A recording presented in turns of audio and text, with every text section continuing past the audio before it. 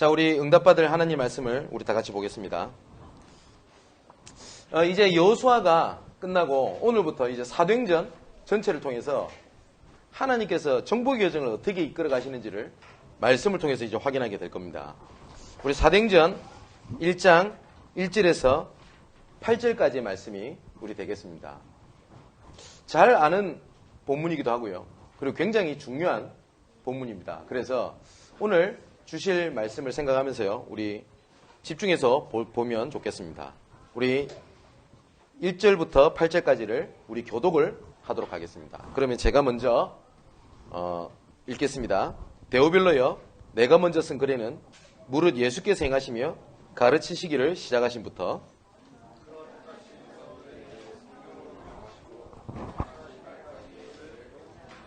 그가 고난받으신 후에 또한 그들에게 확실한 많은 증거로 친히 살아계심을 나타내사 40일 동안 그들에게 보이시며 하나님 나라의 일을 말씀하시니라.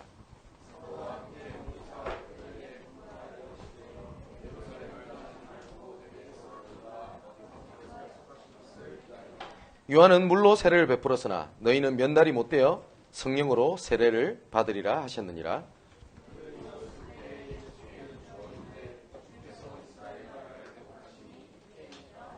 이르시되 때와 시기는 아버지께서 자기의 고난에 두셨으니 너희가 알 바 아니요.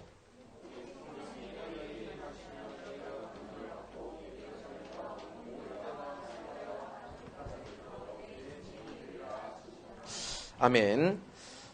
오늘 본문의 8절에 보니까 오직이라고 이렇게 말씀을 하나님께서 하셨습니다. 이것은 자칫 잘못 들으면요, 다른 것 하지 말고 그냥 믿으면 된다, 이렇게 말씀을 하신 게 아닙니다. 왜 오직이라고 말씀하셨냐? 이 안에 모든 것이 다 있기 때문에 이것을 위해서 살아가라고 하는 얘기예요. 쉽게 얘기를 하면 학생은 공부만 하면 된다. 이 말은 밥도 먹지 말고 밖에도 나가지 말고 아무것도 하지 말고 공부만 해라, 이 말이 아니죠. 예를 들어서 내가 체력을 준비해야 될 것도 공부 때문에 하는 거고, 그리고 내가 영양 보충을 하는 것도 공부 때문에 하는 거다, 이거죠. 공부만 하라고 해서 공부만 하라는 말이 아니지 않습니까? 조금 안 좋은 예를 들면 사기꾼이 사기를 치기 위해서요, 다른 사람한테 굉장히 친절하게 합니다. 그죠? 그러면 그 사람이 친절하게 하는 겁니까? 사기를 치기 위해서 친절하게 하는 겁니까? 사기를 치기 위해서 친절하게 하는 거죠. 그러면 친절하게 하고 어쩔 때는 자기가 돈을 더 쓰기도 하고, 그리고 자기 시간도 희생을 하기도 하고 그렇게 합니다. 왜 하죠? 사기치기 위해서요. 그러면 하나님께서 오직 복음이다라고 얘기를 했었을 때 믿고 아무것도 안 하면 된다, 이 말씀을 하는 것이 아니죠. 우리가 하는 모든 것들이 복음을 위해서, 복음을 위하여 그렇게 살아가게 되면 이 안에 모든 것 다 있다는 것을 보게 하시겠다는 하나님의 약속입니다. 그러니까 이것을 모르니까요, 믿는 사람들조차도 이 얘기를 합니다. 믿으면 됩니까? 이렇게 얘기를 해요. 아무것도 안 하고 그러면 믿으면 됩니까? 이런 얘기를 하거든요. 성경은 뭐라고 되어 있냐? 복음 안에 모든 것이 다 있기 때문에 이 복음 안에서 모든 것을 다 찾아내라. 그리고 하나님께서 이 복음 안에 하나님께서 모든 것을 예비해 두셨다, 이렇게 말씀을 하고 계세요. 성경이 또 뭐라고 되어 있냐? 하나님의 비밀이신 그리스도, 이렇게 되어 있거든요. 하나님께서는 자기의 비밀을, 절대 계획과 절대 주권을 하나님께서 누구를 통해서 하나님께서는 보이시기 원하셨냐면 그리스도를 통해서 보이시기 원하시는 겁니다. 신앙생활에서 중요한 거를 지금 최소 5가지는 반드시 기억을 하셔야 돼요. 첫 번째는 우리 주위에 일어나는 모든 일들, 그리고 내 상황의 모든 일들은 하나님의 절대 주권입니다. 하나님께서 허락지 않은 일은 절대 일어나지 않습니다. 제가 이런 말씀을 드렸죠. 하나님의 절대 주권 안 믿으면요, 불신자보다 못해요. 불신자들도 다 뭐라 하는지 압니까? 운명 속에서 살아간다고 그래요. 운명을 인정하고 그냥 그걸 인정을 해요. 근데 믿는 사람들이 하나님의 절대 주권을 인정 안 한다? 불신자보다 못한 거예요. 그죠? 절에 다니는 사람들도 모든 것은 부처님 손바닥이라고 얘기를 합니다. 그러면 부처 믿는 사람, 종교생활하는 사람보다 못한 거가 되는 거예요. 근데 성경은 뭐라고 되어 있냐? 하늘에 나는 새나 들풀에 나는 풀도 하나님의 계획이었으면 땅에 떨어지거나 시들지 아니한다고 되어 있습니다. 그러면서 뭐라고 말씀하셨냐? 하물며 너희들이냐? 믿음 없는 자들아. 이렇게 말씀을 하셨어요. 모든 것은 하나님의 절대 계획 가운데서 움직입니다. 그런데 그 절대 계획을 하나님께서 누구 때문에 하나님께서 누구를 통하여 이루어 가시냐? 그게 두 번째 믿음입니다. 그분이 뭐냐? 그리스도를 통해서 이루어 가십니다. 그래서 우리가 하나님 믿고 구원받는다고 안 하고요. 예수 그리스도를 믿고 구원받는다고 얘기를 하는 겁니다. 그죠? 그리고 우리가 기도도 예수 그리스도 이름으로 기도를 하고요. 지금도 사단을 무너뜨릴 때 예수 그리스도 이름으로 말미암아 흑암은 무너집니다. 그게 우리 신앙 발판 두 번째입니다. 그러면 정말 그리스도를 붙잡게 되면, 정말 복음을 붙잡게 되면 세 번째 우리 신앙 발판이 뭐냐? 성령께서 역사를 하십니다. 우리가 연약할 줄 알고 우리가 구원받았음에도 넘어질 줄 알고 하나님은 우리를 구원하셨습니다. 맞죠? 우리가 복음을 알았기 때문에 하나님은 완벽해라, 실수하지 마라, 넘어지지 마라, 잘해야 된다 라고 하나님께서는 그렇게 말씀하지 않으셨습니다. 우리가 넘어질 줄도 아셨어요. 그래서 보혜사 성령을 보내사 우리를 지키시고 가르치시고 우리를 인도하시겠다고 약속하셨어요. 그래서 그리스도를 붙잡게 되면 보혜사 성령께서 역사하십니다. 그게 신앙생활의 세 번째입니다. 그러면 이것을 성삼위 하나님이라고 그래요. 하나님의 모든 계획을 주관하셨던 성부 하나님, 하나님의 방법 되신 그리스도, 하나님의 능력이신 성령 하나님, 이 성부, 성자, 성령 하나님이 기분에 따라서 우리가 잘하고 못하는 것에 따라서 해주고 안 해주고가 결정되는 게 아닙니다. 분명히 하나님께서는 변치 않으시고 거짓이 없는 하나님이기 때문에 반드시 어떤 근거를 가지고 역사를 하십니다. 그게 신앙생활 네 번째가 하나님의 말씀입니다. 그래서 하나님이 어떠한 가운데서 어떻게 역사하시냐를 말씀을 통해서 우리에게 주신 겁니다. 그래서 우리가 진짜 믿는 것은 뭘 믿는 거냐면 막연하게 잘 될 거야라는 걸 믿는 거는요, 그 맹신입니다. 뭐냐? 말씀이 근거에 믿는 겁니다. 그래서 요셉과 함께 하셨던 하나님이 지금 나와 함께, 다윗과 함께 하셨던 하나님이 나와 함께 믿는 걸 보고 믿음이라고 얘기를 해요. 그러면 이 네 번째 하나님의 말씀인데 다섯 번째가 뭐냐면, 이 다섯 번째 신앙 발판이 뭐냐면 하나님의 교회입니다. 하나님께서 이 말씀을 어디를 통하여 하나님께서 역사하시냐? 말씀입니다. 그래서 내가 교회가 무너지면, 내가 예배가 무너지면 말씀을 놓치게 되기 때문에 하나님의 자녀가 맞음에도 불구하고 난 넘어지고 무너질 수밖에 없는 상황이 생겨요. 자, 나머지는 제가 다 그전에도 말씀드렸지만 이거를 반드시 기억을 하셔야 됩니다. 자, 오늘 본문에 우리가 말씀을 많이 들었으니까 138 하죠. 그 138이 사도행전 1장 1절, 1장 3절, 1장 8절입니다. 사도행전 1장 1절에 보니까 오늘 본문에 데오빌로여 내가 먼저 쓴 글에는 이리 돼 있거든요. 그러면 데오빌로여 내가 먼저 쓴 글이라고 하는 책이 있겠죠. 글이. 그게 바로 누가복음을 얘기합니다. 사도행전의 저자는 누가거든요.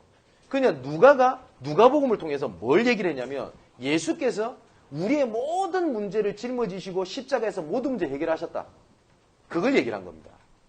해결하시고 난 다음에 1장 3절에 보니까 뭘 말씀하셨냐? 하나님의 나라를 말씀하셨다고 안 돼 있고 하나님의 나라 일을 말씀하셨다고 돼 있어요. 하나님께서 우리를 구원하시고 난 다음에 하나님의 나라 일을 위하여 하나님께서 우리를 구원하셨다는 말입니다. 그죠? 그리고 1장 8절에 보니까 내가 할 수 있다. 그리고 내가 하면 된다. 성경에 그렇게 안 돼 있어요. 세상에서 이렇게 얘기를 해요. 하면 된다. 해봐라. 노력하면 된다. 하면 못할 게 없다. 라고 얘기를 합니다. 솔직히 얘기해 봅시다. 우리가 못하는 게 더 많지 할 수 있는 게 없어요. 맞죠? 내가 조그마한 실수, 조그마한 이 영적 문제도 내가 해결할 수 있습니까? 못합니다. 그죠? 그래서 하나님께서 뭐라고 말씀하셨냐? 오직 성령이 너희에 임하시면 너희가 권능을 받고 이랬습니다. 하나님이 주신 힘을 얻으라고 말씀을 하신 겁니다. 자, 이 언약을 놓고요, 하나님께서는 언약을 성취시켜 나가십니다. 그러면 한번 생각을 해보세요. 하나님께서 우리에게 신앙생활을 할 때 너희들이 잘하면 내가 복을 내리고 우리가 못하면 내가 벌을 받고, 그게 우리 신앙생활이 아니라니까요. 근데 많은 사람들이 교회를 다니면서 막연하게 이렇게 생각을 해요. 내가 잘하면 응답받겠지. 내가 예배 잘 드리고 기도 많이 하고 하면은 내가 축복받겠지. 그러면 내가 잘 안 되고 그런 것도 내가 잘 안 되니까 내가 벌을 받고 잘 안 되겠지. 이게 신앙생활이라고 생각하거든요. 근데 신앙생활은 그게 아닙니다. 그래서 오늘부터 주시는 말씀을 정말 붙잡으셔야 됩니다. 그게 뭐냐면 하나님께서는 분명히 우리를 정복의 여정으로 이끌어 가시잖아요. 하나님께서 응답을 주시는 이유가 있다니까요. 생각을 한번 해보세요. 제가 우리 게 랩런트한테 어떤 중요한 서류를 맡겼어요. 이걸 맡기면서 뭐라고 얘기를 하냐면 이거를 누구한테 꼭 전달해라 라고 해서 이렇게 제가 문서를 주는 겁니다. 그러면서 제가 뭐라고 얘기하냐면 이거 너무너무 중요한 거니까 잊지 마라. 그러면서 차비도 필요하겠고 여러 가지가 필요하겠고 식사도 필요하니까 내가 돈을 여유 있게 주는 거예요. 그러면서 뭐라고 얘기를 하냐. 이것을 꼭 전달해라 라고 얘기를 해요. 근데 이 친구가 네 알겠습니다 라고 얘기해놓고는 뭐라고 있냐. 먹고 마시고 택시 타고 하는데 이거 전달 안 해요. 그러면서 뭐라고 얘기를 하냐. 아 목사님이 나한테 용돈을 주셨다. 용돈 준 게 맞아요. 근데 용돈을 주는 이유가 있겠죠. 그죠? 하나님께서 우리에게 응답을 하십니다. 근데 응답을 하시는 이유가 있어요. 또 응답을 하셔야만 되는 이유가 있어요. 그 이유가 뭐냐? 하나님의 나라 일입니다. 그래서 오늘 1장 3절에 보니까 하나님의 나라 일을 말씀하셨다라고 되어 있거든요. 그러면 하나님께서 그리스도께서 모든 문제를 끝내고 난 다음에 제자들에게 그리고 믿는 렘넌트들에게 그리고 전도자들에게 하나님께서 어떠한 계획을 가지고 이끌어 가시고 응답을 하시겠다는 말이에요. 그걸 보고 뭐라고 그러냐. 하나님의 나라 일. 이거를 조금 유창한 말로 미션이라고 얘기를 합니다. 그러니까 미션 이러면 굉장히 큰 걸 생각을 하잖아요. 지금 우리 렘넌트들이나 우리 성도분들 기억하십시오. 지금 당장 어마어마한 일을 우리가 하자는 게 아닙니다. 우린 연약하거든요. 근데 작은 일을 지금 작은 실천상 하나님께서 말씀을 주시면 말씀을 통해서 주시는 작은 미션들을 굉장히 소중히 여기면 이게 완성된 응답으로 옵니다. 뭐하고 똑같냐? 길거리에 가면 뭐 볼트, 너트, 뭐 스프링 이런 부속품들이 있겠죠. 이거를 막 주머니에 주워 담아요. 그래서 집에 와서 조립해 보니까 시계가 딱 완성되어 있는 겁니다. 그거하고 똑같아요. 근데 우리는 자꾸 어떻게 생각하냐면 안전뱅이가 일어나고 죽은 사람이 일어나고 그리고 어떤 간증 들으면 어마어마한 일들이 일어나거든요. 근데 그런 얘기를 들으면 스스로 쏟기가 쉬워요. 나는 왜 그런 일이 안 일어나지? 그러기 쏟기가 쉽거든요. 근데 그거보다 더 중요한 게 있어요. 뭐가 중요하냐? 그 응답을 주시기 위해서 하나님께서 지금까지 인도에 가시는 성령 인도가 훨씬 더 중요해요. 목사인 제가 이렇게 현장에서 갔더니 이런 응답을 주셨다. 이러면 많은 사람들이 어떻게 생각하냐면 와 대단하다. 이렇게 얘기를 합니다. 그동안 인도받았던 하나님의 성령 인도가 훨씬 더 중요해요. 자 보세요. 하나님께서는 분명히 우리에게 어떤 분명한 절대적인 계획을 가지고 우리를 부르셨어요. 제가 이런 표현 많이 하잖아요. 이 펜이 있는데 이 어느 회사에서 모나미에서 만들었네요. 이 모나미에서 이 펜을 만들어요.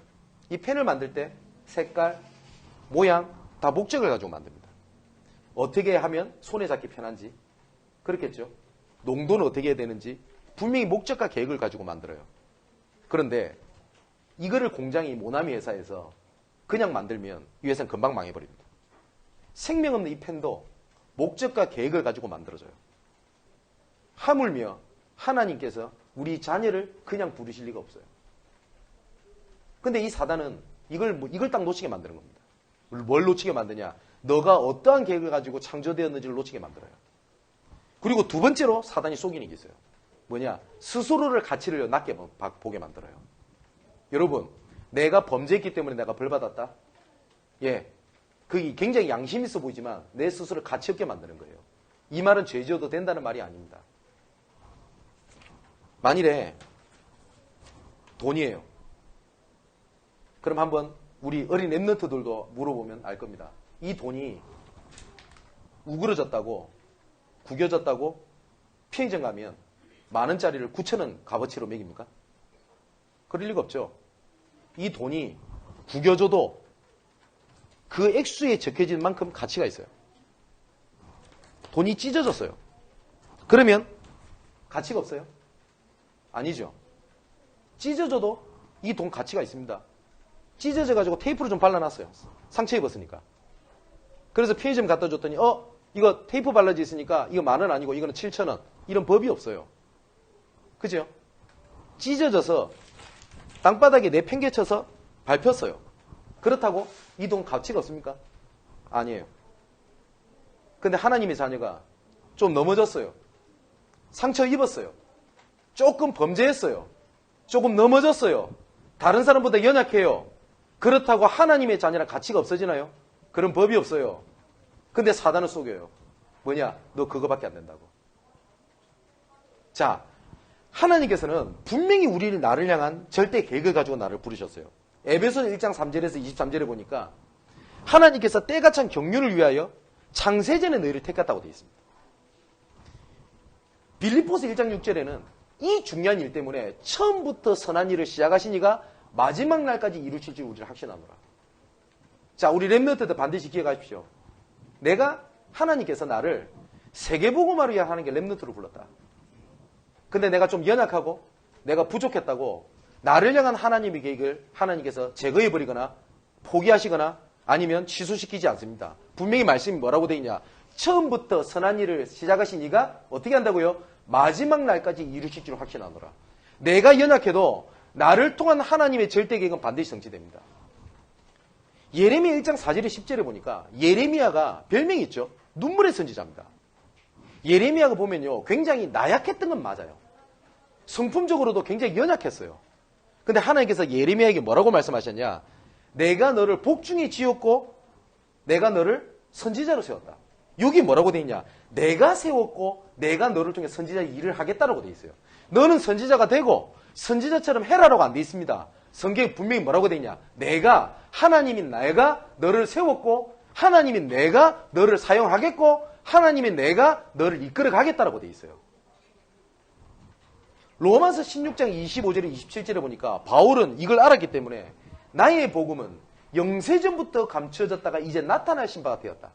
내가 알고 있는 이 복음이 내가 조금 깨닫고 내가 좀 잘 알고가 아니라 하나님께서 어떻게 했다고요? 영세전부터 감춰졌다 이제 나타나신 바가 되었다는 거예요. 그러면 하나님께서 나를 향한 계획이 있다는 거죠. 그러면 우리가 딱 뭘 하면 되냐면요. 하나님께서 나를 부르신 것이 확실하기 때문에 하나님께서 나를 부르셨다라고 하는 부분에 대해서 영적으로 힘을 얻게 되면 하나님께서 나를 왜 부르셨는지를 말씀을 통해서 그걸 확인케 하십니다. 영적인 힘을 얻는 시작을 지금부터 해야 되는 거예요. 복음이 최고이기 때문에 우리가 서밋으로 갈 수 있는 겁니다. 우리가 영적인 서밋 이러니까 최고가 되라 이렇게 들리십니까? 아닙니다. 복음이 최고이기 때문에 내가 최고의 복음을 잡게 되면 최고의 영적인 서밋으로 자리에 올라갈 수 있는 겁니다. 우리가 24시 복음을 붙잡을 수 있습니까? 우리는 못해요, 사람은. 하지만 하나님이 나와 24시 함께 계시기 때문에 24시 할 수 있는 겁니다. 맞지요? 그것처럼 내가 조금만 말씀에 집중하고 내가 조금만 언약에 집중하고 내가 조금만 내 생각을 내려놓고 예배복에 집중하게 되면 그때부터 뭐가 보여지게 되냐? 막연하게 잘 될 거야가 아니라 하나님께서 나를 왜 부르셨는지가 보여요. 그 부르신 그 계획 속에서 내가 지금 어렵고 문제라고 생각했는데 이게 문제가 아니구나라고 보여진다니까요. 이게 하나님께서 나를 부르신 하나님의 계획, 미션이라고 얘기를 해요. 근데 이것을 놓치다 보니까 뭐라고 생각이 드냐? 믿는다고 되나? 나는 왜 말씀 붙잡아도 왜 안 돼요? 나는 왜 예배 드려도 나는 내 문제가 해결이 안 됩니까? 자꾸 이렇게 나오는 거예요. 나는 다락방한 지 얼만큼 됐고 나는 훈련도 다니는데 왜 나는 자꾸 문제 해결이 안 됩니까? 이렇게 가게 되는 거예요. 그래서 조금만 믿음의 고백을 하고 조금만 언약의 속에 있으려고 하는 결단 속에 있으면 굉장히 그 가운데 많은 응답들이 오게 됩니다. 근데 사단은요, 뭘 하게 되냐? 예배 한 번 드린다고 어마어마한 일들이 안 일어날 수 있거든요. 근데 지금 당장 눈앞에 보이는 세상적인 거 붙잡으면 뭐가 될 것처럼 보여요. 그래서 그렇게 속여버리는 겁니다. 그렇다면 하나님께서 요셉을 불렀듯이 다윗을 불렀듯이 그리고 많은 믿음의 사람들을 불렀듯이 미션을 하나님께서 나에게 분명히 나를 향한 계획이 있겠죠. 자, 하나님께서는 우리에게 언약을 주시면서 언약과 함께 뭘 주시냐면 나를 통하여 이루시려고 하는 하나님의 계획이 있거든요. 그걸 주시는 거예요. 근데 그걸 못 붙잡으면 이렇게밖에 안 들리는 거예요. 언약을 잡아라. 언약 붙잡아라. 복음 붙잡아라. 그러니까 복음은 알겠는데 뭘 어떻게 붙잡아야지 되고 나오는 거예요. 자, 보십시오. 하나님께서 아담을 구원하시고 난 다음에 하나님께서 아담에게 미션을 주셨어요. 모든 것을 정복하고 다스려라. 그죠? 그게 하나님께서 아담에게 주신 미션입니다. 근데 사단이 이걸 딱 속인 거예요. 뭘 속였냐? 그 미션이 아닌 야, 네가 믿는다고 되나? 그죠? 야, 너 그 정도 능력 대단하잖아. 너 할 수 있다.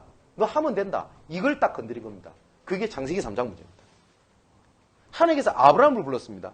아브라함을 불러서 하나님께서 미션을 딱 주셨습니다. 내가 너를 복의 근원으로 삼겠다. 너를 통해서 가나안 정복의 시작을 할게. 그게 하나님께서 아브라함이 주셨던 언약입니다. 그리고 뭘 주셨냐? 아들을 줄게. 근데 사단이 이걸 또 건드리죠. 뭘 건드리죠? 아브라함을 병을 주게 하거나 못 먹게 하거나 그 고난을 줬던 게 아닙니다. 하나님 미션을 딱 놓치게 만듭니다. 뭘 가지고 딱 놓치게 만들죠? 내 현실, 내 상황, 세상적 기준. 아들을 주겠다고 하니까요. 내 현실이 아들을 낳을 수 없는 현실이에요. 자기는 아기를 낳을 수 있는 능력이 되는데 자기 아내 사라가 아기를 낳지 못한단 말이에요. 그래서 어떻게 사단이 교묘하게 속이냐? 복음과 현실을 딱 타협을 시켜요. 그래서 누구를 데리고 가게 됩니까? 조카 롯을 데리고 가게 되는 겁니다. 야, 이 조카도 우리 같은 씨잖아. 같은 집안이니까 얘를 통해서 얘를 잘 키워가지고 얘가 애를 낳으면 그것도 내 씨잖아. 어떻게 하죠? 내 현실과 복음을 딱 타협을 딱 시켜요. 사랑하는 성도 여러분, 이 사단이요 얼마만큼 교묘하냐? 복음인 것처럼 복음이 아니게 딱 타협을 딱 시킵니다. 내 현실을 딱 붙잡게 만들면서 뭐라고 얘기하냐? 아직 시간표가 아니야라고 얘기를 합니다. 그죠? 이 언약이 아브라함, 이삭, 야곱, 요셉 이걸 보고 네 명의 족장이라고 하는데 네 명의 족장 시대 때 하나님께서 미션을 주신 게 있다니까요. 요셉에게 어떤 미션을 주시죠? 애굽을 통하여 뭡니까? 하나님의 이름을 알리게 되고 이스라엘 백성들을 보호하는 하나님의 미션을 주셨습니다. 모든 사람들이 언약은 동일하게 붙잡았는데 하나님께 주셨던 미션들이 조금씩 방향이 다 달랐어요. 하나님께서 사무엘을 부르고 다윗을 불렀습니다. 사무엘에게 하나님께 어떤 미션을 보게 만드셨냐? 언약궤를 딱 보게 만들었어요. 어릴 때부터 어떻게 되죠? 성막 가운데서 자라나게 되거든요. 그때 뭘 보게 되냐? 언약궤. 사무엘이 일평생 그 언약궤에 대한 한이 마음에 담겨졌던 것이 확실합니다. 이것이 누구한테 전달이 되냐? 다윗에게 딱 전달이 돼요. 그래서 다윗의 미션은 뭐였습니까? 왕권을 강화하고 내가 왕이 되는 게 아니었습니다. 우리 사역자분들, 우리 랩런트들한테 그렇게 가르치면 안 돼요. 다윗이 왕이 된 게 응답이었냐? 물론 하나님 응답의 과정이었지 응답의 결과가 아니었어요. 다윗은 자기가 왕이 됐던 것을 단 한 번도 응답이라고 고백한 적이 없어요. 다윗은. 다 왕이 돼야 됩니까? 근데 다윗은 왕이 되었을 때에 그 응답을 통해서 뭐 어떤 하나님의 미션을 성취를 시킵니까? 언약궤를 있어야 될 성전회복이라고 하는 언약을 다 붙잡게 됩니다. 자, 또한 다른 선지자들을 보십시오. 이 선지자들이 주셨던 미션은 뭐냐? 믿으면 되고 안 믿으면 안 되고 그게 기준이 아니라 우리 민족이 복음을 몰라가지고 언약궤를 놓쳐가지고 이렇게 됐구나. 그래서 이 선지자들의 모든 목적은 뭐였냐? 언약회복이었어요. 성전회복이었어요. 초대교회와 바울의 미션은 뭐였습니까? 바리새인처럼 잘 믿는다고 하지만 뭘 딱 놓치게 됐어요? 그리스도라는 걸 딱 놓치게 됐어요. 그러면서 또 뭘 붙잡게 되냐? 후대라는 언약을 붙잡게 돼요. 이것처럼 미션의 흐름이라는 게 딱 있습니다. 그러면 그리스도께서 모든 문제를 끝내셨어요. 그걸 보고 뭐라고 그러냐? 갈보리 언약이라고 얘기를 합니다. 그죠? 우리 사랑하는 성도 여러분, 진짜 우리가 그렇게 붙잡아야 될 것이 뭐냐면 하나님께서는 우리에게 현장의 서밋으로, 현장의 응답으로, 현장의 복음으로 하나님께서 우리에게 말씀을 주고 계시는 거예요. 우리 교회 성도분들 중에는 그런 모습을 보이는 분이 없어요. 그래서 참 감사한데 간혹가다 어떤 분이 있냐면 아침에 가도 교회 있고 점심에 가도 있고 교회 있고 저녁에 가도 교회 있어요. 그리고 가정도 있고 다 있는 분인데 모든 집회를 목사님보다 더 앞장서서 다녀요. 그렇게 다닐 수 있는 여유 시간이 있다면 괜찮아요. 근데 보면 아니에요.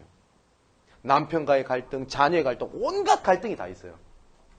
그런데 그분들이 말하는 것이 뭐냐면 말씀 듣는 그 순간에는 괜찮은 거예요. 근데 말씀 이제 다 듣고 난 다음에 내 본 삶으로 돌아오잖아요. 그때부터는 그 말씀 온데간데 없고 나는 어떻게 하고 있냐. 문제에 시달리고 있어요. 그래서 요까지 또 힘든 게 요까지 차올라오면 또 어디를 또 가요. 꼭 마약 맞듯이 좀 안 좋게 표현하면. 하나님께서 우리에게 복음을 그렇게 주신 게 아니에요. 하나님께서 우리에게 언약을 어떻게 주셨냐. 현장을 위해서 주셨어요. 내 삶에서 주셨어요. 어떤 분들은 반대로 이렇게 얘기를 해요. 성경을 굉장히 연구를 많이 하고 많이 읽고 잘 알아야 된다고 생각을 합니다. 저는 그 틀렸다고 저 단언할 수 있습니다. 왜냐? 하나님의 말씀이 쓰여졌던 배경은요. 하나님께서 하셨던 걸 보고 듣고 확인했던 거를 믿음의 사람들이 쓴 겁니다. 다시 말하면 현장 속에서 쓰여진 책이 성경이에요. 책상 위에서 연구를 하고 공부를 하고 열심히 노력해서 썼던 것이 하나님 말씀이 아니에요. 그래서 말씀은 반드시 어디서 확인되어져야 되냐? 내 삶 속에서 확인되어져야 돼요. 그래서 하나님께서 주시는 미션을 어떻게 잡겠냐? 그 첫 번째가 갈보리 언약입니다. 이 갈보리 언약이라는 것은 뭐냐면 예수님께서 십자가에서 다 이루셨다고 말씀하셨어요. 요한복음 19장 30절에 내가 다 끝냈다 이렇게 말씀하셨거든요. 그러면 이 갈보리 언약을 붙잡는다는 것은 모든 순간마다 예수 그리스도께서 십자가에서 모든 문제 끝냈다라고 하는 것을 믿음을 고백을 하고 현장에서 그거를 확인을 하는 겁니다. 진짜 끝난 것이 맞냐는 거예요. 안 끝났는데 그냥 막연하게 아멘 믿습니다. 잘 될 겁니다. 그건 맹신이라니까요. 그게 좀 심하면 광신입니다. 근데 성경은 맹신을 얘기하고 있지 않습니다. 믿음은 바라는 것들이 실상이요. 보이지 않는 것들이 뭐라고요? 증거라고 돼 있어요. 막연하게 믿는 것을 보고 맹신이라고 합니다. 성경은 맹신이라고 돼 있지 않아요. 말씀에 근거 있단 말이에요. 그러면 예수께서 모든 문제 끝냈다라고 하는 것을 내 삶 속에서 이거 확인을 하는 겁니다. 그걸 믿음의 고백을 하는 겁니다. 그러면 내 지금 눈앞에 보이는 문제가 아니라는 거거든요. 그러면 그때부터 보여지는 게 있어요. 뭐냐? 1장 3절에 하나님의 나라 일. 이것을 예수님께서 어디서 말씀하셨냐? 감람산에서 말씀하셨어요. 그래서 우리가 그거를 뭐라고 얘기를 하냐? 감람산 언약이라고 얘기를 하는 겁니다. 그래서 문제 아니라는 거예요. 그래서 조금만 믿음의 눈으로 보고 말씀의 근거로 보면 갈등 문제가 아니라 응답이라니까요. 그죠? 뭐 제가 여러 군데 있었던 일을 말씀드리기가 좀 민감한 부분이 있어서 저희 가정이라든지 우리 친척 얘기를 합니다만은 하지 말라고 그랬는데 또 오늘도 하게 되네요. 제 사촌 동생 중에 하나가 어릴 때부터 학교에서 왕따를 당했어요. 그러니까 학교에서 남자애가 계속 맞고 다니는 겁니다. 남자애가. 어디서 말도 못해요. 그러다 보니까 얘는요 점점점 빗나가게 돼요. 그냥 학창시절부터 술, 담배에. 근데 주변에서 어른들은 뭐라고 얘기를 하냐? 술, 담배 하지 말라고 얘기를 하거든요. 근데 술, 담배 하지 말라고 중요한 게 아니라 얘들이 술, 담배에 빠질 수밖에 없어도 배경을 하나도 이해 안 하잖아요. 그죠? 나중에 얘가 진짜 영적 상태가 그게 치닫는 겁니다. 그런 나중에 이제 어떤 일까지 벌어지냐? 술을 먹고 집에 들어가면 난동을 피우기 시작을 해요. 이 난동을 피우기 시작하는 것이 나중에 어떻게 되냐? 부모를 때리기 시작해요. 자녀가. 그러면 그 모습만 봤었을 때는요. 뭐죠? 얘는 폐륜하구나. 나쁘구나. 정말 범죄구나. 어떻게 애가 저럴 수가 있지? 라고 생각이 드시죠? 걔가 그럴 수밖에 없는 영적 배경은요. 근데 이건 다른 일이 아니라 제 이모 집 일이라니까요. 그래 이모부도 어디 가서 부끄러워도 말도 못해요. 자녀한테 내가 손찌검을 당한다. 어떤 부모가 그걸 쉽게 얘기를 해요. 참다가 한 12시 다 돼가지고 저한테 전화가 온 겁니다. 이모한테. 그제서야 얘기를 한 거예요. 아들이. 그래서 저한테는 사촌 동생이 되는 거죠. 사촌 동생이 지금 술을 먹고 부모 때려 죽인다고 야구 방망이를 들고 그리고 문 앞에서 문 때려 부수고 있대요. 그래서 제가 택시를 타고 갔어요. 가봤더니 방망이를 두고 부모 때려 죽인다 이러고 앉아 있는 겁니다. 그래서 제가 문을 열고 들어오니까 그 친구가 저를 보고 얼마나 당황했겠어요. 제가 사촌 형이니까. 그래서 그 생각이 들었답니다. 아, 나는 이제 형한테 맞아 죽었구나. 이 생각이 들더래요. 그래서 제가 아무 말 안 하고 내려놓으라고. 그래서 방에 들어오라고 그랬어. 그러고 난 다음에 이 친구한테 무슨 얘기를 했냐. 딱 한마디를 했어요. 첫 마디. 뭐라고 얘기를 했냐면 네가 얼마나 힘들었으면 부모한테 이렇게 했냐고. 너 원래 그런 애가 아닌 거 안다고. 얼마나 힘들었으면 뭔지는 형이 모르겠지만 얼마나 마음이 아팠으면 그렇게 했냐고. 그랬더니 이 친구 울어요. 그랬더니 쭉 그 얘기를 하더라고요. 그래서 한번 서로 대화를 한 겁니다. 그 문제의 원인이 뭔 것 같아? 그럼 쭉 올라갈 겁니다. 쭉 올라가봤자 답이 없어요. 그래서 그 얘기를 해준 거예요. 그걸 보고 영적 문제라고 한다고. 그 영적 문제를 누가 줬냐? 사단이 준 거라고. 그래서 예수 그리스도에 영접을 하게 된 겁니다. 그러면 얘가 갑자기 확 변했냐? 변한 거 하나도 없었어요. 그래서 제가 하나 딱 미션을 준 겁니다. 어떤 미션을 줬냐? 주일날 교회 가서 나오지 마. 교회 가서 담배 펴도 되고, 교회 가서 술 먹어도 되고, 교회 가서 온갖 패싸움 해도 되니까 교회 가서 나오지 마. 그것만 딱 지켜. 평일날 월요일부터 토요일까지 네가 어떻게 사는지 괜찮다. 돈이 필요하다. 형한테 전화하면 돈이라도 줄게. 근데 이 친구가 그거 하나를 진짜 미션을 지킨 겁니다. 뭐 했냐? 학생 예배를 가서 저녁에 예전에 핵심을 부산에서는 10시 반에 했거든요. 저녁에. 10시 반까지 안 나온 거예요.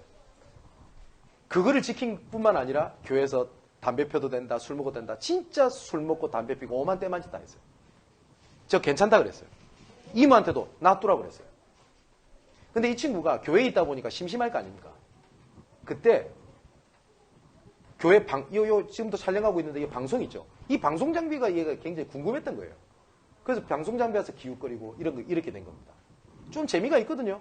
음향도 좀 손 좀 대보고. 재미가 있는 겁니다. 그래서 이 친구 어떤 생각이 들었냐면 하나님께서는 모든 것은 하나님의 절대 계획 속에 있다고 되어 있잖아요. 그죠? 우리 랩런트들이 혹시 교회에서 헌신할 일이 있으면 나는 교회에서 일을 한다가 아니라 하나님께서 내 삶과 연결지어서 하나님께서 우리에게 응답하신다고 되어 있잖아요. 이 친구가 그 언약을 잡은 겁니다. 내가 그러면 이 방송 장비 이거에 관심 있는데 이걸 통해서 내가 하나님 앞에 할 수 있는 게 있지 않겠나? 고등학생이 그 생각이 든 겁니다. 그래서 어디 뭡니까? 그래 듣도 보도 못한 대학에 합격을 했어요. 고등학교 때. 그러니까 얘는 대학 갈 마음이 없는 거예요. 왜냐? 자기는 그게 없는데. 근데 이 친구가 방송에 관심을 갖고 난 다음에 뭔 얘기를 했냐? 동아방송대학을 들어가게 된 겁니다. 학교를 그만두고 재수를 해서. 그때가 2000년이었어요. 지금부터 딱 20년 전이죠. 그때 류광수 목사님께서 메시지를 뭘 주셨냐? RUTC 원년의 시대. RUTC라는 단어가 자기 마음속에 딱 들어온 거예요. 그래서 자기 어떤 생각이 들었냐? 내가 RUTC로 해서 뭘 할 수 있을까? 그래서 지금 이 친구가 우리 본부에서 류광수 목사님 촬영하고 하는 모든 음향 장비 담당하는 친구가 있거든요. 그 친구가 제 사촌 동생입니다. 여러분, 내 자녀가 교회는 나오는 것 같은데 목사님 변함이 없는 것 같아요. 내 자녀가 말씀을 듣는 것 같으면 변함이 없는 것 같아요. 조금 성급한 동기 내려놓으십시오. 왜냐? 하나님께서는 처음부터 선한 일을 시작하시니까 마지막 날까지 이루실 줄 나는 확신하노라. 맞지요? 자, 그걸 보고 뭐라고 그러냐? 감난서 언약이라고 그래요. 문제가 아니라는 거예요. 보세요. 그 가정 문제가 없었다면 어쩔 뻔했어요. 그죠? 그 일이 모든 가족들이 복음을 듣는 계기가 됩니다. 이모부 교회 안 다니셨어요. 얼마나 강팍했는지 몰라요. 그 둘째는 더 심각했어요. 근데 온 가족이 복음 안에 들어온 계기가 됩니다. 감사할 일이죠. 근데 이 얘기를 나한테 형님 어디 가면 부끄러우니까 과거 일을 서로 논하지 맙시다 이러는데 절대 안 그렇게 이러놓고 또 합니다만은 그 감사할 일이죠. 보세요. 문제가 아니라 하나님 계획이 있어요. 그걸 보고 감난선 언약. 근데 이걸 붙잡았는데 우리가 힘이 없잖아요. 순간순간 불신앙 들잖아요. 그죠?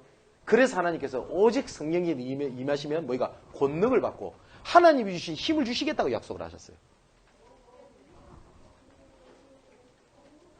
사랑하는 성도 여러분, 분명히 하나님께서 나를 향할 계획이 있다니까요. 그러면 하나님께서 시대를 향한 계획과 그리고 우리 교회를 향한 계획과 그리고 그 속에서 나 개인을 향한 계획이 있어요. 그런데 언약 붙잡아라. 맞습니다. 그 언약을 개인마다 달라요. 운동을 한다. 운동을 통해서 하나님이 주신 언약이 다르다니까요. 예수가 그리스도라는 언약은 같지만 방향이 달라요. 내가 예술 쪽이다? 달라요. 그죠? 그리고 맡은 분야에 따라 달라요. 하지만 그 모든 분야의 언약이, 미션이 합력해서 어떻게 하냐? 선을 이루는 겁니다. 그래서 우리 교회가 여러 사람들이 있지 않습니까? 미션이 조금씩 다 다를 수 있어요. 근데 작은 걸 소중히 여기라고 했던 것처럼 이 작은 미션들이 나중에 모여지게 되면 정말 양문교회가 시대 살리고 후대 살리고 지역 살릴 수 있는 하나님의 응답을 하나님께서 부어주시게 되어 있습니다. 목사인 저도 미션이 있습니다. 그걸 보고 다른 말로는 전문사역이라고 얘기를 하죠. 제 동기 목사님은 마약 사역을 합니다. 그러다 보니까 굉장히 거칠어요. 그러다 보니까 그 사역하는 사람들 있는데 보니까요. 한번 미션에 한번 갔다가 놀랬네. 조금 말 안 들으면 목사님 날라차기를 해버려요. 근데 그게 그 현장에 맞아요. 근데 저보고 그 사역하라면 전 절대 못할 것 같습니다. 그죠? 근데 제가 거기서 은혜를 받아가지고 우리 교회 와서 제가 우리 성도들한테 날라차기라고 해서 되겠습니까? 아니잖아요. 방법이 아니라고요. 분명히 하나님께서 나를 부르신 계획이 있어요. 그 계획을 보려면 어떻게 되냐? 내 과거, 현재, 미래를 복음의 눈으로 보기 시작하면 그때부터 보여집니다. 저는 원래 청소년 사역자 출신입니다. 제가 청소년 사역에 특별하게 언약을 잡게 됐던 계기가 저는 이유는 딱 한 가지였어요. 제가 청소년 때 진짜 방황했거든요. 아마 살인 마약 빼고는 다 해본 것 같습니다. 그런데 저를 교회에서 이해해주는 사람이 없었어요. 분명히 제가 나쁜 짓은 했어요. 제가 잘했다는 건 하나도 아니에요. 근데 나보고 안 된다, 너는 못됐다, 너는 그래서 안 된다는 얘기를 들었지, 제가 왜 그렇게 빠질 수밖에 없었던 배경, 영적 문제가 뭔지를 이해하고 얘기해 주는 사람이 단 한 명이 없었어요. 그래서 그때 어떤 생각이 들었냐? 내가 교역자 생활을 한다면 그러지 말아야 되겠다는 생각이 들었어요. 그러다가 제가 대학원 과정을 오게 되면서 서울로 오게 됩니다. 그 이유는 딱 한 가지였어요. 뉴스를 하나를 딱 봤어요. 지금은 강남 8학군이라는 게 없어졌죠. 예전에는 있었잖아요. 여러분, 비율적으로 그때 당시 강남 8학군이 자살률이 더 높았어요. 뭐 경기여고, 희문고 이런 데가. 그때 어떤 생각이 들었냐면 막연했어요. 쟤들한테 복음 전해야 되겠다. 복음 전하고 싶다라는 거였어요. 그래서 그때 치가방 하나 달랑 들고 주머니에 단돈 4만 원을 가지고 무조건 서울로 온 겁니다. 그래서 제가 그때 갔던 데가 서울 강남구 대치동이었어요. 그래서 저녁에 애들을 만나서 복음을 전하고 싶은데 애들이 만날 기회가 없는 겁니다. 애들 공부하기 정신이 없어가지고. 근데 보니까 쉬는 시간이 있어요. 그래서 쉬는 시간에 가서 얘기해 보니까 애들이 안 만나줘요. 인상이 안 좋으니까 우선. 지금 많이 선하게 보이는 겁니다. 지금 제 인상이. 예전에 보면요 거의 뭐 스포츠라고 있다 보니까 거의 이게 양아치지 교역자의 모습이 아니었어요. 그래서 뭘 했냐? 저녁 11시가 되면 제 책가방에다가 육개장 사발면을 꼭딱 채워가지고 보온병에 뜨거운 물을 들고 대치동 학원가를 가는 겁니다. 그럼 라면을 부어주고 먹는데 10분이 먹거든요. 그러면 그거 먹는 동안에 얘기 들어줄 거 아니에요. 그죠? 그러다가 그때 제가 건강이 되게 안 좋아지게 돼요. 그러면 어떻게 이런 생각이 들 수 있잖아요. 건강이 안 좋아져서 그러면은 뭡니까? 오히려 복음 전하던 일이 안 좋아졌던 거 아닌가? 그랬던 작은 것들이 모여져 가지고 예? 나중에 하나님께서 더 크게 어떻게 일을 진행하실지 모르겠습니다만은 제가 여기 있는 우리 랩런트들, 우리 청년들, 우리 여기 지사님들, 우리 성도분을 제가 만나고 있는 겁니다. 하나님께서는 우리는 우연이라고 하지만 하나님은 계획이라고 얘기를 하십니다. 그것처럼 모든 작은 일들을 하나님의 절대 주권을 인정하고 소중히 여기면 완성된 하나님의 미션이 보여지게 되는 겁니다. 자, 그러면 어떻게 미션을 이루어 가겠냐? 그 방법이 하나님과 함께 하는 겁니다. 그걸 위드라고 얘기를 하죠. 하나님께서 우리와 함께 계시는 겁니다. 나는 저 사람만 없으면 될 것 같은데. 나는 우리 남편만 없으면 괜찮을 것 같은데. 우리 자녀만 잘 되면 될 것 같은데. 내가 지금 이 일만 잘 되면 될 것 같은데. 아니요. 그거 속는 겁니다. 그 모든 것을 합력해서 하나님께서는 어떻게 하시냐? 선을 이루세요. 아, 목사님, 저는 너무 힘들고 갈등인데요. 아니라니까요. 하나님께서는 우리 자녀를 이끌어 가실 때 너가 좀 잘못했으니까 한번 개고생해봐 라고 내버려 두시거나 그렇게 하시지 않습니다. 하나님께서는 내 자녀도 우리가 할 수 있는 한 내 자녀에게 최고 좋은 걸 해주겠죠. 그죠? 최고 좋은 걸 해주겠다고 했을 때 초등학교 애한테 몇 억씩 던져줍니까? 돈 있다고? 던져주면 분명히 이상한 놈들 다 붙을 건데요. 그래서 일부러 안 주죠. 근데 자녀들은 뭐라고 얘기를 해요? 왜 나한테 안 해주냐고 얘기를 하잖아요. 하물며 우리 인간의 부모도 근데 하나님께서 우리를 안 좋은 길로, 우리가 좀 실수했다고, 우리가 멸망의 길로, 내가 좀 잘못했다고 우리를 처벌하고 체벌하고 그렇게 하시는 것 같습니까? 아닙니다. 모든 걸 하나님께서 합력해서 선을 이루신다고요. 자, 이걸 보고 우리 미션이라고 그럽니다. 그러면 이번 한 주일 동안 계속 생각해야 될 게 있어요. 하나님께서 나를 향한 뭔 계획을 갖고 계시지? 그러면 이것을 진짜 붙잡고 있다 보면 그 뒤에 미션 뒤에 보여지는 게 몇 가지가 있어요. 뭐냐면 그때부터 진짜 하나님 절대 언약이 보여집니다. 내가 붙잡고 있고 알고 있던 그리스도라는 이름이 그 정도 수준이 아니라 어마어마한 이름이라 사실을 알게 돼요. 그게 진짜 보여지잖아요. 미션을 붙잡게 되면. 나는 안 되고 있구나. 나는 실패하고 있구나. 내가 어려운 가운데 있구나. 라고 생각을 했는데 알고 봤더니 이게 하나님의 정복의 여정이 절대 여정이에요. 그걸 아니까. 그죠? 이걸 알았더니 가나안 땅을 가는 정복의 여정이 다른 이스라엘 백성들은 고난이었는데 모세, 여호수아, 갈렙 이 사람한테는 최고의 축복이었습니다. 사랑하는 성도 여러분, 내 삶이 힘드세요?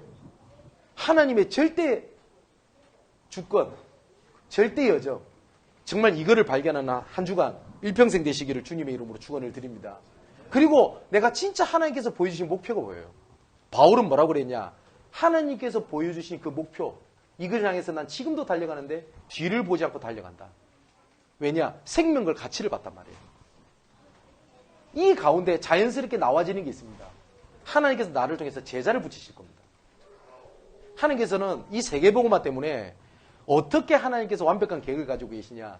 마태복음 24장 14절에 보니까 땅끝까지 복음이 증거되고 난 이에 끝이오리라. 하나님께서 이 지구를 운행하신 이유가 세계복음화 때문이래요. 그래서 하나님께서 시대를 움직이는 응답이란 말이 그 말이에요.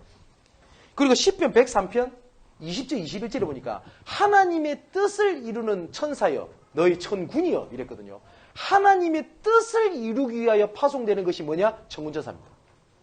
그러면 하나님께서 나를 향한 미션, 나를 향한 계획을 붙잡게 되면 천사 와라 가라 할 필요 없어요. 하나님께서 보내신다고 약속을 하셨어요. 그때부터 하나님께서 절대적 응답을 하나님께서 부어주실 겁니다. 정말 우리가 후대 살려야 돼요. 렘넌트 운동해야 될 이유. 그리고 우리가 정말 교회 살려야 돼요. 회당 운동해야 될 이유가 있어요. 그리고 교회를 회복해야 될 이유가 있어요. 우리가 교회 회복하자 할 때 우리 양문교회가 좀 잘 됐으면 좋겠고 재정적으로 풍부했으면 좋겠고 서로 사랑했으면 좋겠다. 그 내용이라면 정말 우리는 하나님 앞에 회개해야 돼요. 근데 우리 교회가 회복해야 될 이유, 렘넌트를 회복해야 될 이유, 현장 살려야 되잖아요. 여러분, 조금만 내 문제를 넘어서서 현장을 보십시오. 방황하고 있는 우리 후대들, 복음 하나 듣지 못해가지고요, 영적 문제로 죽어가는 현장들이 얼마나 널리 있는지 아세요? 근데 사단은요, 눈을 딱 가리게 만듭니다. 그래서 뭘 보게 만드냐? 하나님께서 절대응답 이걸 딱 놓치게 만들어요. 마지막으로 한 가지만 말씀드리고 마치려고 합니다. 예수께서 오셨을 때도 이스라엘 백성들이요, 이 말을 못 알아들었어요. 예수께서 오셨을 때 이 사람들한테는 메시아가 뭐였는지 아세요? 내가 잘 먹고 잘 살고 내가 좋은 자리에 가고, 심지어 제자들도 그랬어요. 예수님께서 유대인 왕이 될 텐데 그때는 누가 큰 자가 될까? 제자들끼리 싸우는 거예요. 베드로가 제일 큰 소리 쳤겠죠. 내가 그래도 수제자인데. 우리가 신앙생활 똑같이 이렇게 하잖아요. 왜 복음 붙잡았는데 왜 내가 잘 안 됩니까? 나 예수 믿는데 왜 나는 건강 회복이 안 돼요? 내 자녀 문제가 왜 회복이 안 됩니까? 이스라엘이 똑같았어요. 근데 예수님께서 이 언약을 성취하는 십자가 사건이 벌어졌을 때는요, 다 도망가 버렸어요. 그래도 못 깨닫는 거 있죠. 오늘 본문에 잘 보십시오. 7절에 이렇게 되어 있습니다. 6절 7절에 그들이 모였을 때에 예수께 여쭈어 이르되 주께서 이스라엘 나라를 회복하심이 이때니까니 이르시되 때와 시기는 아버지께서 자기의 고난에 두셨으니 너희가 알 바가 아니요. 뭘 모르는지 알아요? 언제 그럼 내가 복음 붙잡았는데 내가 언제 이 문제가 해결될까요? 나 복음 붙잡고 있는데 우리 자녀가 방황하는데 우리 자녀 문제 언제 회복될까요? 나 지금 경제적으로 되게 힘들거든요. 근데 진짜 복음 붙잡고 있는데 언제 하나님이 돈 줄까요? 이걸 묻는 거예요. 예수님께서 부활하셨음에도 불구하고 이스라엘 언제 회복해 줄 거예요?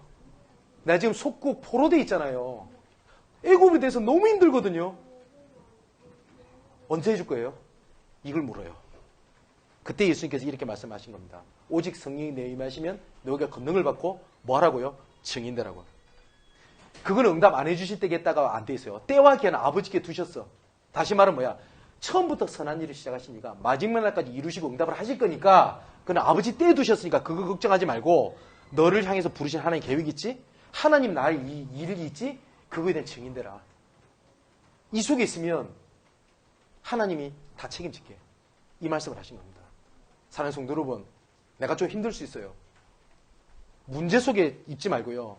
하나님께서 나를 부르신 미션이 있습니다. 그것을 찾고 누리고 확인하게 되는 한 주간 되시기를 주님의 이름으로 축원을 드립니다. 기도하겠습니다. 나의 하나님, 언약의 여정을 위하여 하나님께서 성취되는 정복의 여정으로 나를 이끄실 줄 믿습니다. 여호수아를 통하여 그 하나님의 계획을 보게 하셨던 하나님, 이제 사도행전을 통하여 나를 향한 미션을 찾고 구체적으로 인도받는 정복의 여정을 따라가게 하여 주시옵소서. 짧은 시간이지만 최고의 시간이 되게 하시고 말씀을 우리가 들었을 때에 이 말씀이 내 가슴에 담겨지게 되면 하나님께서 성취하신다고 하셨사오니 하나님, 이 시간 나를 향한 미션이 뭡니까? 이 시간 우리 교회를 향한 미션이 뭡니까? 하나님, 이 시대에 우리가 해야 될 하나님의 계획이 뭡니까를 올바른 질문을 통하여 확인하고 응답 속으로 들어갈 수 있도록 성령께서 주장하여 주옵소서. 살아계신 예수 그리스도 이름으로 기도하옵나이다. 아멘.